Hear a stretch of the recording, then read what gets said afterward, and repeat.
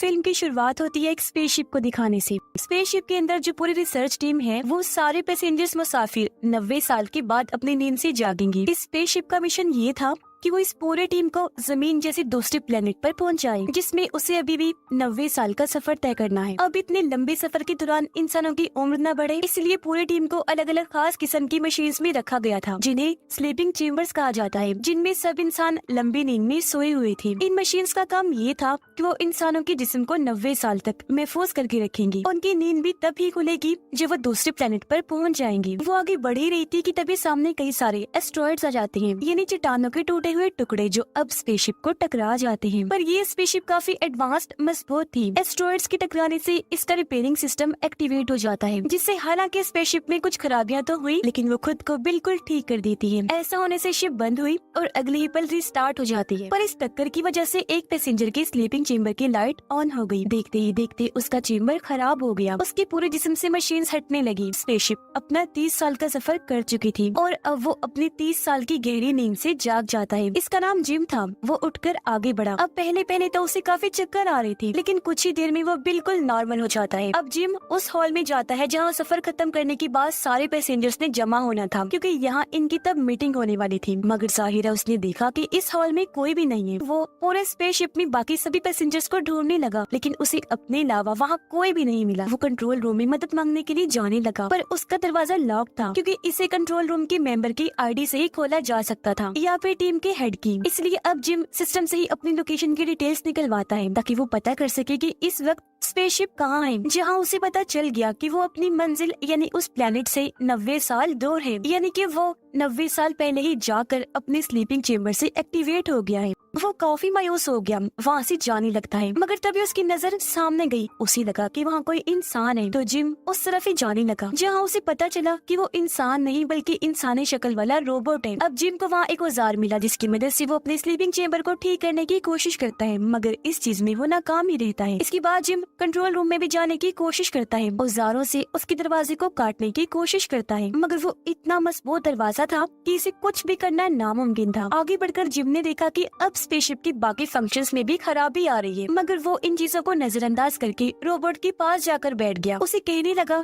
कि मुझे ऐसा लगता है जैसे मैं हमेशा के लिए इस स्पेसशिप में फंस गया हूँ, कोई मेरी मदद को नहीं आएगा, मैं अकेला ही मर जाऊंगा इधर। ये सुनकर रोबोट कहता है कि इंसानों की यही खामियां हैं, उन्हें हमेशा वो चाहिए जो उन्हें पसंद हो और जो उनके पास ना हो, और उस चीज के साथ खुश रहना चाहिए जो आपके पास है। उसकी ये बातें कहीं न कहीं जिम पर असर कर जाती है, इसलिए स्पेसशिप में जो था वो उनसे फायदा उठाने लगा, खुशी खुशी आगे अपनी जिंदगी जीने लगता है। स्पेसशिप में करने को खेलने को बहुत कुछ था, तो वो सब करके ही जिम अपना वक्त गुजारता है। तभी उसका पैर फिसल गया, वो नीचे गिर जाता है। अचानक उसकी नजर एक स्लीपिंग चेम्बर पर गई, जिसके अंदर एक लड़की लेटी हुई थी। इसका नाम अरोरा होता है। अब जब ये लोग जमीन पर थे तो वहाँ जिम अरोरा को पसंद करता था, इसलिए अब वो वीडियो में उसका इंटरव्यू देख कर ही अपना वक्त गुजारा करता था। अब उसके दिमाग में ये आता है कि मैं अरोरा को भी नींद से टाइम से पहले ही जगा देता हूँ। अब वो जानता था कि ये करना गलत है, मगर आखिर में वो इस फैसले पर पहुंचा कि मैं अरोरा को नींद से जगाऊंगा। अब क्योंकि उसके बाल और शेव काफी बढ़ गई थी, तो वो अपने बाल कटिंग करने लगता है, जिसके बाद अपना औजारों वाला बॉक्स लेकर अरोरा के चेम्बर के पास आ जाता है। वो एक औजार से उसके चेम्बर के सिस्टम को करंट दे देता है। ऐसा करने से चेम्बर खराब हुआ,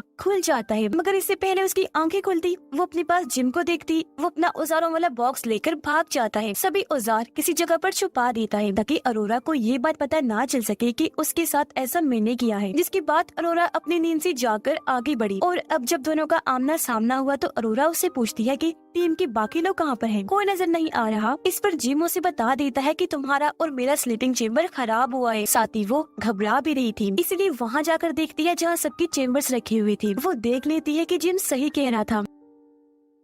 ये देखकर अरोरा कंट्रोल से बाहर हो जाती है। तब जिम उसे संभालता है, कहने लगा कि अभी तुम आराम कर लो, इस बारे में हम कल कुछ कर लेंगे। अगले दिन दिखाया गया कि अरोरा मशीन से अपना खाना लेती है, जहाँ मशीन ने उसे ढेर सारा अलग अलग तरह का खाना दिया था, क्योंकि वो गोल्ड क्लास की पैसेंजर थी, हमेशा अलग अलग चीजें खाया करती थी। अब जब उसे पता चला कि जिम इतने सालों से एक तरह का ही खाना खा रहा है, तो वो अपनी आईडी से जिम को भी गोल्ड क्लास का खाना निकाल कर देती है। अब अरोरा भी कंट्रोल रूम का दरवाजा तोड़ने की कोशिश करती है, मगर वो भी ऐसा नहीं कर पाती, जो देखकर अब अरोरा को भी यही लगने लगता है कि हम यहाँ पर फंस गए हैं। तो अब वो अपनी किताब देखकर उसे पूरा करने का फैसला करती है। जिसके बाद अरोरा उससे पूछती है कि यहाँ पर करने का कुछ है। इस पर जिम कहता है कि हाँ, डांस कर सकते हैं, खेल सकते हैं और भी कई सारी चीजें हैं। ये लोग डांस को चुनते हैं जहाँ AI सिस्टम इन्हें डांस करना सिखाती है, जिससे ये लोग इंजॉय करने लगते हैं। खूब इन्होंने डांस किया, दोनों ही काफी खुश थे। ये लोग स्पेस की सैर भी करते हैं, इन्हें बहुत मजा आया करता था। और अब धीरे धीरे इनकी दोस्ती हो जाती है। दिखाया गया कि स्पेसशिप अब एक काफी बड़े तारे के पास से गुजरती है, जो बहुत चमकदार था, इसलिए काफी खूबसूरत लग रहा था। उसके अंदर से चिंगारियों जैसी आग निकलती है। अब अगले दिन अरोरा, जिम और रोबोट तीनों मिलकर अरोरा की बर्थडे मनाते हैं। यहाँ जिम उसे अंगूठी गिफ्ट करना चाहता था ताकि वो बता सके कि मैं तुम्हें पसंद करता हूँ, मगर बातों ही बातों में रोबोट के मुंह से ये निकल जाता है कि अरोरा, तुम्हें स्लीपिंग चेम्बर से जिम ने निकाला है, ना कि तुम्हारे चेम्बर में खराबी हुई थी। ये जानकर अरोरा काफी दुखी हो गई। वो बहुत ज्यादा रोने लगती है क्योंकि जिस पर उसने सबसे ज्यादा भरोसा किया उसने उसे धोखा दिया था। वो जिम से इतना नाराज हो गई कि बात करना ही छोड़ देती है। उसे इतना गुस्सा आ रहा था कि एक रात जब वो सो रहा था तो अरोरा उसके पास आकर मुक्कों से उसे बहुत मारती है। फिर जान से मारने वाली थी,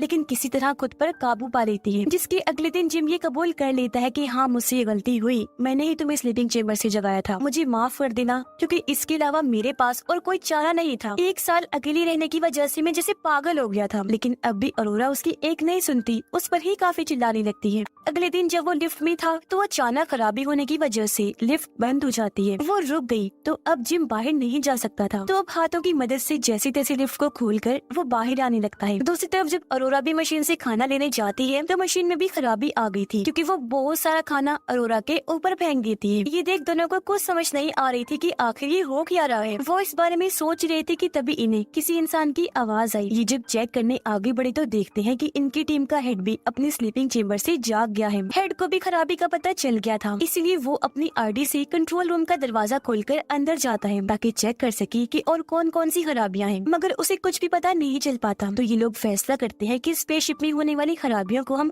खुद ही चेक करेंगे। तीनों जब आगे बढ़े तो इन पर एक रोबोट गिर जाता है, मगर वो जमीन पर गिरकर टूट गया था। ये देखकर हेड बताता है कि ये 15वां रोबोट है जो खराब होकर टूट गया है। अब हेड अरोरा की स्लीपिंग चेम्बर को जाकर चेक करता है। उसे पता चल गया था कि इसे जिम ने खराब करके खोला है। हेड उसे कुछ भी नहीं कहता, क्योंकि उसे भी इस बात का पता था कि 1 साल इंसान वाकई अकेला रहकर पागल हो सकता है। अब अचानक ही हेड की तबीयत खराब होने लगी। वो जब अपने कमरे में आया तो देखता है कि मेरे मुंह से खून आ रहा है। अब एक रात स्पेसशिप की लाइट अपने आप ही चली जाती है, जिस वजह से इस जगह की ग्रेविटी पूरी तरह से बंद हो गई थी। ग्रेविटी यानी जो किसी चीज या इंसान को जमीन पर रोके रखती है। और अब ऐसा होने से ये लोग हवा में उड़ने लगते हैं। अरोरा जो पूल में थी, लाइट बंद होने की वजह से एक काफी बड़े पानी के बबल में आकर फंस गई थी। वो बाहर नहीं निकल सकती थी, तो अंदर रहकर उसका दम घुटने लगा। उसकी हालत खराब होने लगी थी, पर इससे पहले उसकी जान चली जाती। स्पेसशिप रीस्टार्ट हो जाती है क्योंकि बिजली वापस आ गई थी। ऐसा होते ही अरोरा भी पुल से बाहर आ गई और जिम जो उड़ रहा था वापस अपने बेड पर आ जाता है। जिसके बाद ये तीनों खराबियां AI सिस्टम में देखने लगते हैं। ये पता चला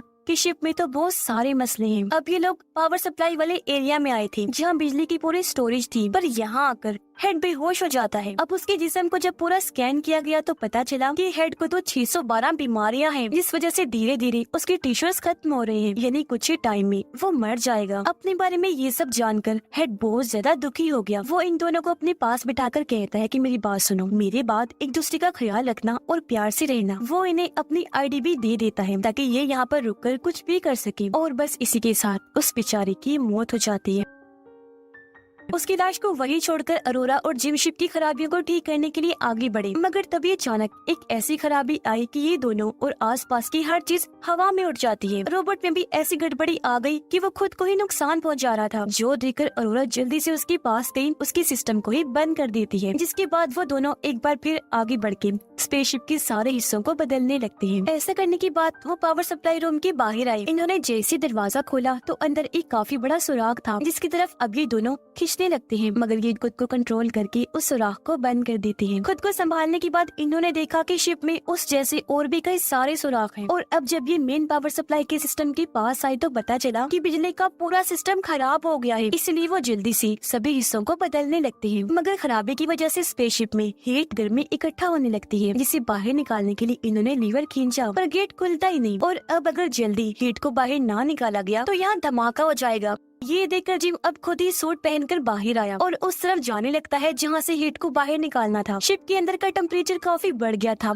हर चीज तेज गर्म हो जाती है। उस जगह पर आकर जिम बाहर से लीवर खींचता है, जिससे वो दरवाजा खुल गया, मगर जैसे उसने लीवर छोड़ा दरवाजा फिर से बंद हो जाता है। ये देखकर जिम समझ गया कि अगर दरवाजे को खुला रखना है तो लीवर को पकड़े रखना होगा। लेकिन एक मसला था, जब हीट इस रास्ते से निकलेगी तो वो जिम को भी छूकर गुजरेगी, तो इस तरह उसकी जान भी जा सकती थी। लेकिन वो फिर भी रिस्क लेकर लीवर खींचता है, जिससे दरवाजा खुल गया। ऐसा करने के बाद अरोरा को कहता है कि जल्दी से लीवर खींचो ताकि हीट बाहर निकल सके, मगर वो ऐसा करने से मना कर देती है क्योंकि वो नहीं चाहती थी कि जिम को कुछ भी हो। पर क्योंकि स्पेसशिप का टेम्परेचर धीरे धीरे बढ़ता जा रहा था, इसलिए ना चाहते हुए भी अरोरा को लीवर खींचना ही पड़ता है। ऐसा होने से सारी हीट जिम को छूते हुए बाहर निकलने लगती है। पर तभी जिम का पैर फिसल गया। वो नीचे की तरफ इतनी जोर से जाने लगा कि उसके जिस्म से जो सेफ्टी तार लगी थी वो टूट जाती है। अब शिप तो ठीक हो गई थी, लेकिन जिम अभी भी स्पेस में ही था। उसके सूट में छेद हो गया था और अब वो स्पेसशिप से दूर हो रहा था। अब उसे बचाने के लिए अरोरा भी सूट पहनकर बाहर आती है। हालांकि जिम उसे दिख तो गया, लेकिन वो इससे काफी दूर था, मगर फिर भी अरोरा उस तक पहुंचने की कोशिश करती है। दोनों ने एक दूसरे का हाथ भी पकड़ लिया था, लेकिन हाथ फिसलने की वजह से एक बार फिर अलग अलग हो गई। ये देखकर अरोरा रोने लगी क्योंकि उसे लग रहा था जैसे जिम जा चुका है। लेकिन तभी वो उस तार को देख लेती है जो जिम के साथ जुड़ी हुई थी। वो जल्दी से इस तार को पकड़ के उसे अपनी तरफ कर लेती है, जिसके बाद उसे स्पेसशिप में ले आई। अब जिम का सूट जल गया था। काफी देर तक स्पेस में रहने की वजह से उसकी हालत भी काफी खराब हो जाती है, जो देखकर अरोरा काफी डर गई। वो उसका सूट उतार कर उसे मेडिकल मशीन में डाल देती है। वो मशीन को हुक्म देती है कि अपने सारे फंक्शंस एक साथ ही जिम पर कर डालो। ऐसा होते ही मशीन एक साथ जिम का इलाज करने लगती है,